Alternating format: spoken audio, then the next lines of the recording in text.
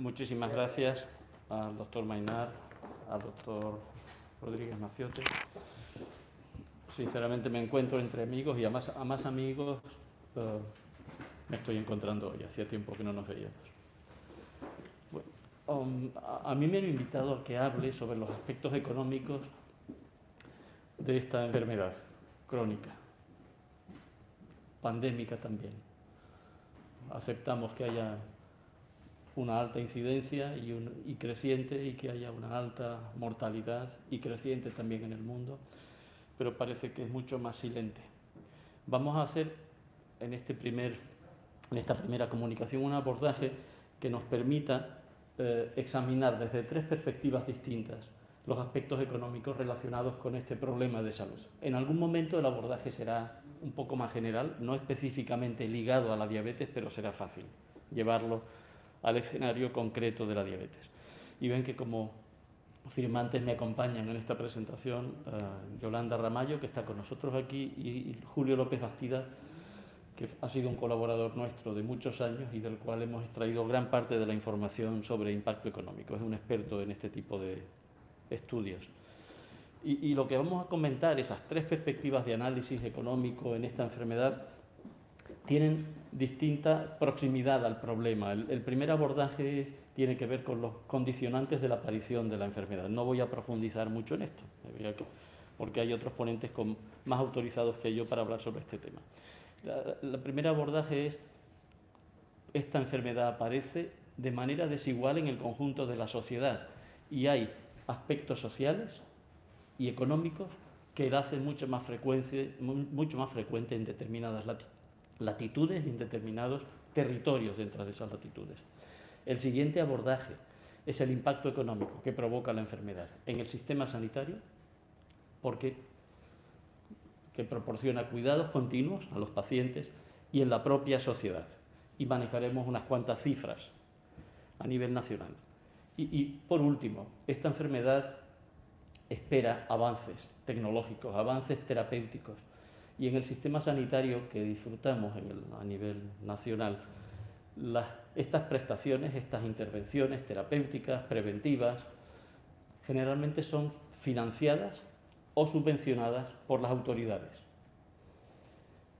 ¿Cómo deciden las autoridades cuáles de ellas se financian? Esto también tiene que ver con los aspectos económicos de la enfermedad. Este es el tercero al que nos referiremos hoy.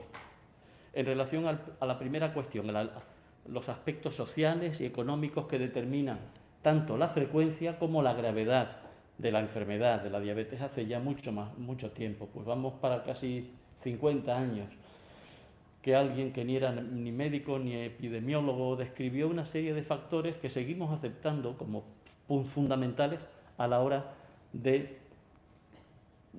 determinar la aparición de enfermedades, ¿no? Y fíjense que están representadas en ese esquema. Hablamos de los hábitos de vida, hablamos de la carga genética, también del medio ambiente en el que vivimos, y por último el sistema sanitario que nos cuida y nos protege. Pues la aparición de enfermedad y la evolución de esa enfermedad hacia complicaciones o la muerte viene condicionado por estos cuatro elementos. En concreto, hay algunos que son responsabilidad del individuo, otros quizás no tanto.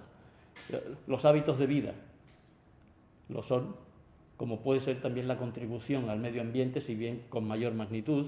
Y para definir los hábitos de vida de cada persona, fíjense, hay un par de aspectos que lo determinan, que lo marcan en gran medida. El nivel educativo de cada uno, que le permite tomar mejores decisiones para preservar, para continuar, para mantener la salud. O la economía que cada uno maneja, que te proporciona medios para poder llevar a cabo esas decisiones, más o menos medios. La educación siempre será un factor modulador que nos permitirá gestionar mejor los pocos o muchos medios que tengamos.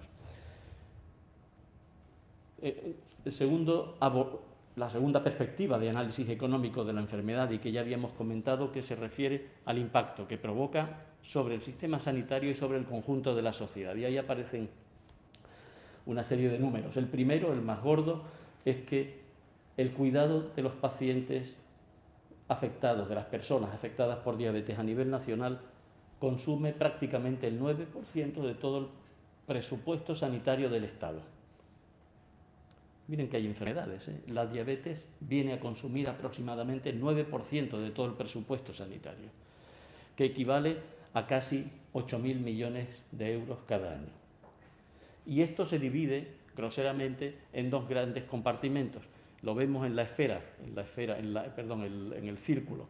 En el círculo azul, donde el 64% de ese presupuesto, más de 5.000 millones, son consumidos por el sistema sanitario, por el cuidado sanitario. Y llaman la atención, y está descrito en la diapositiva de mayor a menor, el cuidado ambulatorio continuado de los pacientes, el gasto farmacéutico y, por último, el gasto derivado de las hospitalizaciones. Vemos cómo el porcentaje restante, el 36% de este importante gasto, tiene que ver con los costes indirectos, con el impacto que la enfermedad provoca en la sociedad, y se expresa a través de las pérdidas de productividad provocadas por el absentismo laboral, la mortalidad antes de tiempo, la mortalidad prematura y la incapacidad permanente. Entonces, para finalizar en este abordaje económico, ¿sí?, llamar la atención y cómo toman las decisiones las autoridades sanitarias sobre qué terapias se financian y cuáles no. ¿Qué utilizan? Criterios de eficacia. Esto es eficaz, hay que financiarlo. Esto es seguro. Esto es muy caro. ¿Utilizan criterios aislados o, como el sentido común nos sugiere, utilizan combinadamente estos tres criterios? La respuesta está clara, es esta última que acabo de citar por último. Y aquí, en la tabla de abajo, si da tiempo, podría mostrar cómo se puede actuar para combinar esos tres criterios y tomar una decisión razonable y transparente. Fíjense, en la primera columna hay tres terapias, cada una con un coste distinto. Se van a emplear para tratar a una población, no a un individuo, a una población, a la población de Canarias, por ejemplo, y se podría ser la diabetes, el escenario terapéutico.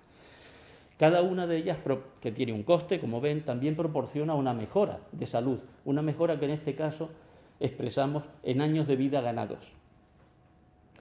Para tomar una decisión se combinan la mejora de salud, el resultado de mejora de salud, con los costes que cada una de esas terapias tiene, simplemente a modo de construcción de un ratio, de una razón, de un índice, y tenemos un numerito.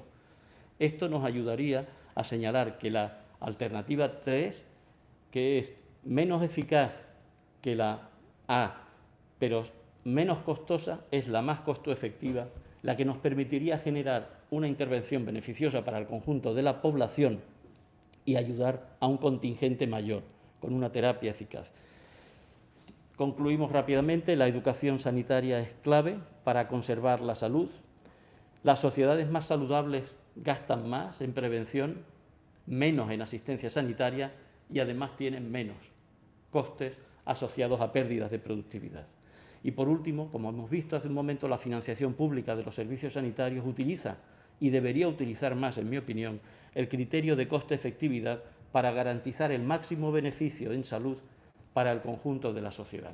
Señalar, y este es un dato extraído de la encuesta de salud de Canarias, me lo facilitaba Yolanda ayer que estaba mirando los datos de la última encuesta de salud, que cuando analizamos a los pacientes diabéticos que se reconocen como tales y los clasificamos en base a su nivel educativo y a su nivel socioeconómico en Canarias, más del 50% están en situaciones muy desfavorecidas con respecto a su educación y con respecto a su economía. Este es un dato que ayuda a entender en alguna medida no solo la frecuencia de la enfermedad en Canarias, sino las consecuencias de la enfermedad canaria, porque en gran medida tiene una responsabilidad individual. Muchas gracias.